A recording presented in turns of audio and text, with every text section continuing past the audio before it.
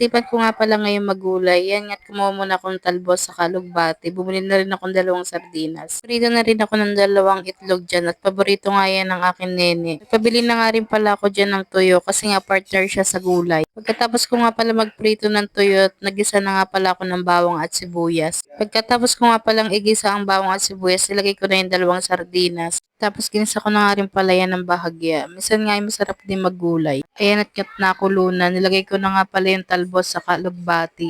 Pinakuha ko nga pala si Pia ng alugbati. Kaso nga parang maunti lang kaya ako na lang kumuha dun sa likod. Tamang-tama nga lang ang kuha ko kasi 2 sardinas nga ang nilagay ko dyan. Nilagyan ko na nga din agad yan ng magic sarap sa kaasin kasi nga para hindi malabsak ang gulay. Ayoko kasi na sobrang labsak kasi nga parang di masarap. Ayan, kat tinalo-halo ko muna. Intay ko muna siyang kumulo para nga luto na yan mamaya. Ayan na nga yung niluto ko. Tapos binigyan na nga pala ako ng isda dyan ni Papa. Saka gumawa nga pala ako dyan ng sausawan, suka na may bawang. Para sausawan nga ng tuyo. Sinubuan ko na nga pala dyan si Nene. Tingnan nyo naman at nakain nga yan ng gulay. Mas ganado pa nga ata si Nene kumain ng gulay kaysa sa mga karne. Buti nga at nakain nga yan ng gulay. Si ate nga ay may dala palang lugaw. Kaya yan si Nene nakain ng lugaw. Si ate naman ay ganadong kumain kasi nga favorite niya yan. Pero yung kanyang pinsan, tingnan nyo naman ang kinakain.